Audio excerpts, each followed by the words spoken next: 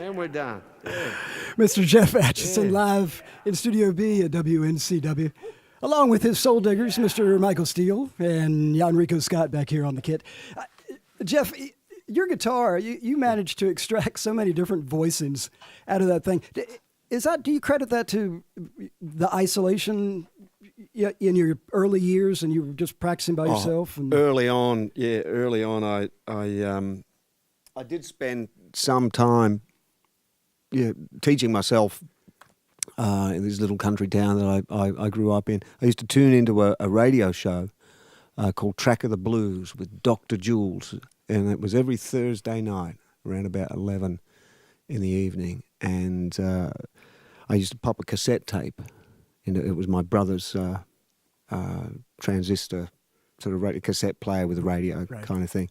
And I'd tape the show, and he used to play all sorts of old blues and stuff. So I got exposed to not only Muddy Waters and Howlin' Wolf and B.B. King and people like that, but also he'd play Jimi Hendrix and Robin Trower and stuff like that.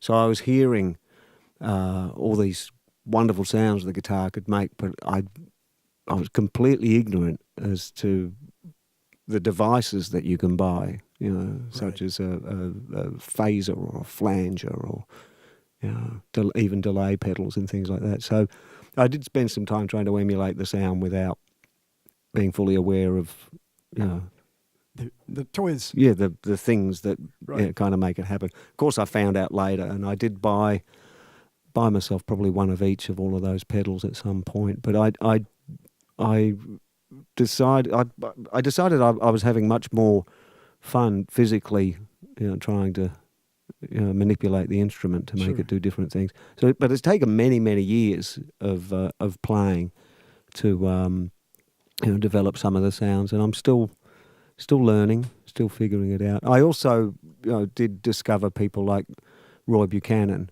and Jeff Beck, of course, and I think it was from seeing those guys play and reading about them and being aware that they didn't require much of the gadgetry that I thought, well, that really encouraged me to keep going on that path. I really enjoy it. And even so, even today, you're in here rather minimalist. Yeah, there's a single pedal. I have adopted the wah pedal, which I really like. Hang on, let's get off the mic for a second.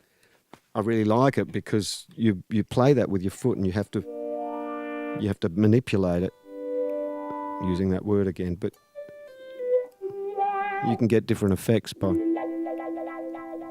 moving it faster. Sure.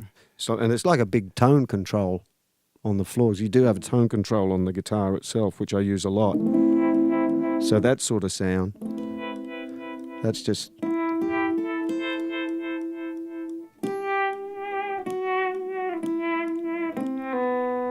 So that's just using the tone control itself that comes with the guitar, so you don't have to buy an extra thing. Do you have any feeling that a lot of musicians today depend too heavily on no, I don't really. And such? No, I don't really think about it like that. I mean, if somebody's playing and I like what I hear, that's the bottom. That's all that really matters. And whether they're using, a dozen pedals on the floor or one singular pedal or nothing at all. It doesn't matter. All that matters is is the music moving, moving the audience, or moving me. Yeah. When it came to producing the album, I know you were involved in it. Mm-hmm. It brought in a couple of other folks to help out.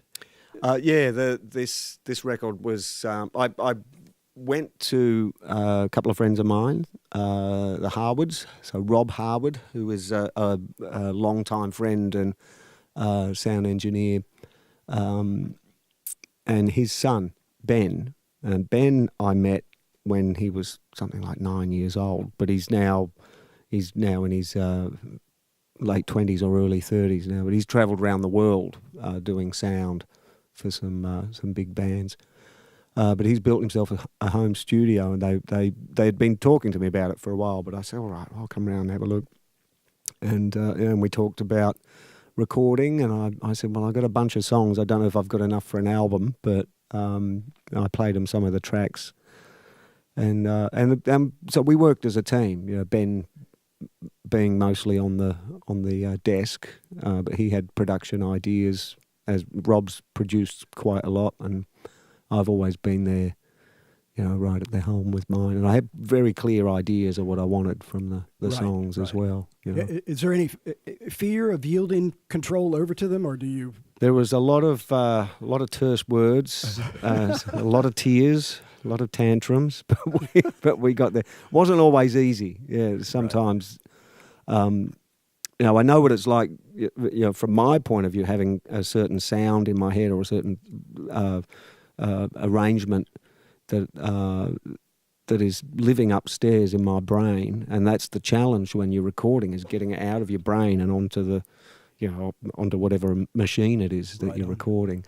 Getting the musicians that you've hired to play it, just the way that you want. And along the way, of course, musicians will offer ideas and inject their own take on it, which is usually a little bit different to what you had in there. But if it works, and I guess that's that process of being able to let go of what you originally thought, and being open to someone else having another idea, right, or an injection of their creativity. Sure. It's WNCW that you're listening to. We're chatting with Geoff Achison, who is live in Studio B with his Soul Diggers, celebrating the release of the new album, Another Mile, Another Minute. Maybe we can get another.